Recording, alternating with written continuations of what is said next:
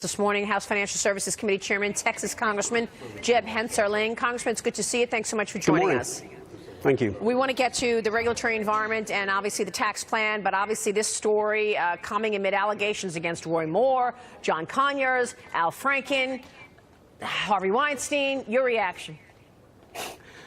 Well, I'm just shocked. I don't know where it all stops. I mean, listen, I'm the father of a 15-year-old daughter, and all of a sudden she's on the precipice of both driving and dating, so I'm starting to think about these things, including the day that she'll be in the workplace.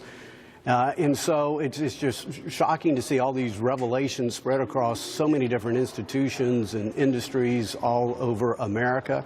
But, you know, maybe it's something that had to happen, and women have to be respected in the workplace.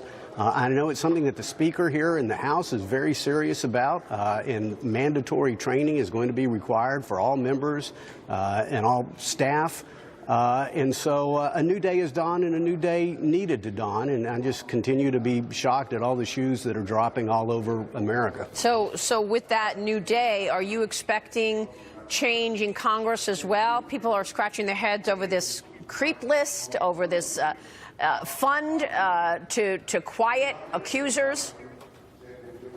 Well, I do think there will be changes in Congress. The bottom line is this is taxpayer money, right, and the taxpayers have a right to know how their funds are being expended.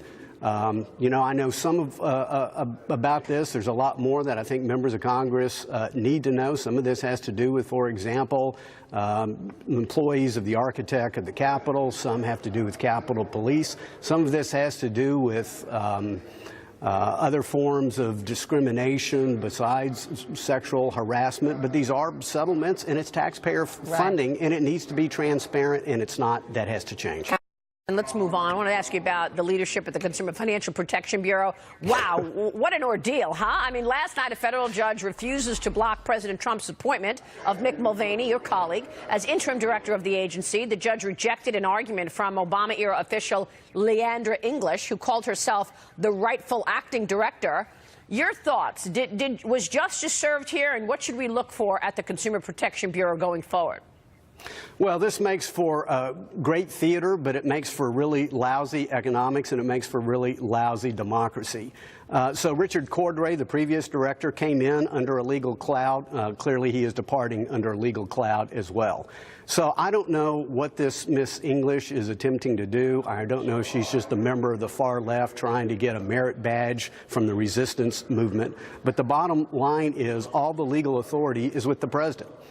For 2 decades, under the Vacancy Reform Act, the president has the opportunity to name this interim successor. So that's what the Justice Department says. It's what the general counsel, the legal counsel at the CFPB, an Obama-appointed legal counsel, says that President Trump has the ability to name. Then the only circuit court that is opined in the nation, the Ninth Circuit, which, by the way, is a very liberal circuit, they also have previously opined that the president has the opportunity to make this appointment. So I don't know what they are attempting to do, but it makes us somewhat the laughingstock. The bottom line is Mick Mulvaney is the interim director, and if for no other reason, he brought donuts to work and she didn't. Yeah. Look, I want to ask you about the rollback in regulations and the 3.3% GDP number we just got in a second. But before I do, let me ask you this, just to close the loop on the CFPB.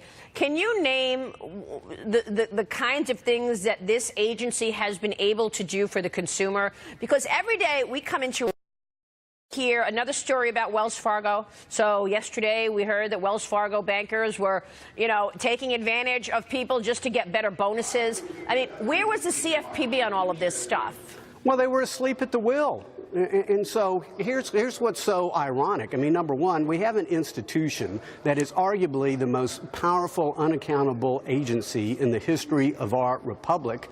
Ostensibly, they're supposed to be on the vanguard, on the forefront of consumer protection, and they're totally asleep at the wheel at Wells Fargo, where obviously cases of theft and cases of fraud took place. It took the L.A. city attorney and the L.A. Times to break the story. That's right. Our committee investigated investigated this, and we have documents showing that the CFPB was completely, again, asleep at the wheel. They came in at the tail end to impose a fine, and frankly, a fraction of the fine that their legal counsel believed should have been imposed. And so I don't know what they were doing, but besides, in many respects, trampling upon due process, trampling upon separation of powers and checks and balances, they were incompetent in the largest consumer protection case that they should have been involved in. They were just simply incompetent. Well, that's why I bring it up, Congressman, because, I mean, we're talking about, it's sort of obvious in your face. You're talking about Wells Fargo every day and these misdeeds happening, and yet this is an agency that's supposed to be fighting for the consumer. So I don't know where they've been. But would you want this job long term? Do you want to run this agency? You know, I'm kind of happy with the job that I have at the moment, but it would be a fascinating job to have, and it's an important job to have. The bottom line is we need consumer protection, but we have to know that the greatest form of consumer protection is competitive, transparent, innovative markets that are vigorously policed for force and fraud, and we need an agency to enforce the law, not make the law. And unfortunately, the CFPB was designed to essentially be a Congress, a cop on the beat, a judge, a jury, and prosecutor all rolled into one. Yeah. And so it is an abuse of power, and it's probably the reason why I believe it's only one of two government agencies in the last 50 years that's ever been found unconstitutional by a court of law, in this case, in the PHH case, in the D.C. Circuit. Right. Well, let me ask you what you have been doing, because obviously this rollback in regulation has been real significant. This president has been the least regulatory president, cutting the number of federal pages by, what, 36% or so, and you've been really critical to all of this. To what would you attribute this 3.3% GDP number? I feel like it's partly the rollback in regulations, allowing businesses to open the purse strings again. But tell us how you see it and what is to come in terms of the regulatory environment. Well, it's fascinating. If you'll just stop the beatings, morale will indeed improve. And so we've had 8 years of economic regulatory beatings by the Obama administration, and we get basically a 1.5% to 2% GDP economy. We just merely stop the beatings, and then all of a sudden we've got 2/4 of 3% plus economic growth. Listen, I am very happy. I've had the great opportunity to go to the Oval Office now on 3 occasions, get my signing pen from the president for major regulatory rollbacks under the Congressional Review Act. This president has been more aggressive than any other president on congressional review acts. And so I don't think the president is getting the credit he deserves in rolling back the Obama-era regulatory burden that has been crushing our community banks, that has really led to stagnant paychecks, dead-end jobs, decimated savings, and diminished American dreams. And so, again, just think about what could happen if we had fundamental tax reform, and if we could actually go to conference with the Senate and roll back so much of the Dodd-Frank Act, which is putting so much capital on the sideline even today. So you think the tax reform bill will happen? Do you think, are you expecting a Senate vote this week?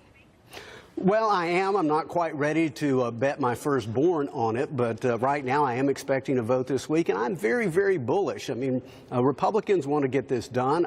I'm sorry the Democrats are being obstructionist. I mean, Nancy Pelosi has announced that the next election depends on this, so they're going to throw every roadblock that they can to try to prevent working people from getting more take-home pay, from allowing small businesses to be better capitalized and getting tax relief. So we know what they're going to do, but right now Republicans are committed to getting this done. Our president is, under the leadership of our Speaker and Chairman Kevin Brady of the Ways and Means Committee. We got our bill done in the House, and I was very heartened at the vote in the Senate Finance Committee. Senator Johnson had made a few rumblings that maybe he wouldn't be there. He was there. Senator Corker might have made a few rumblings, but he was there. And so I think the Senate is coming together, and I hope we'll see that vote this week. We need to see that vote this week. Congressman, it's good to see this today. Thanks so much.